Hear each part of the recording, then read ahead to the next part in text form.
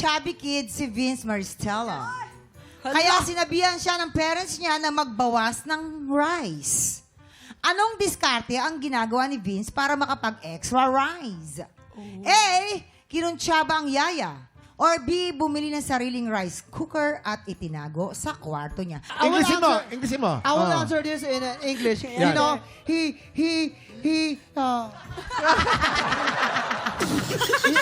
tells to his yaya to, okay, yaya, give me some rice. Then his yaya go to the rice cooker, put in the pocket, another pocket. Then when he will eating, then okay, it's like a chicken. Then finish. No, to make it simple for you, he contrived, he talked to the yaya, and they planned it so the yaya will be able to give him more rice secretly. There. Sige po. Yun. Naintindihan na po. Okay, Sige na. so that's and then and ladies, what is your Cameroon? You know, Vince, once upon a time... Wow. Oh.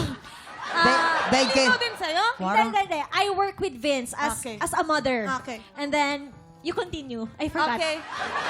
Once upon a time, I worked with Vince as a sister. You continue. So, Anthony, you know, British accent? Very British, yes, ah. you know, Vince is my friend. I saw him here in TikTok Clock. Okay? Okay. And I go to his Goto? kaya mo na yan. I go to May goto his daw house. siya. You know goto? It's Goto. rice also. Goto He house. put it in the rice Yes, cooker. yes. Yes. He left it in his room. That's why his Yes. tummy is big. Yes. So ano magiging kasagutan, Shubi? It's the girls. Because girls are Okay. always right. Let's go. Girls. Okay. So it's a final answer. Bumili ng sariling rice cooker. Yeah. Yes, once upon a time. Yeah. eto na. Yeah. Here. Girls, the right Bumili. answer. Sariling rice cooker. Kabog or sabog? In 5, 4, 3, 2, 1. Sila nagsabi. Test for one. Ako niya pa rin, Chubby.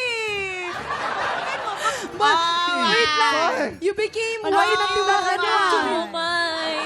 No, it was Hailey. I promise it was Hailey. Wala. Masisi ka pa, Hailey. Hindi mo ayun na.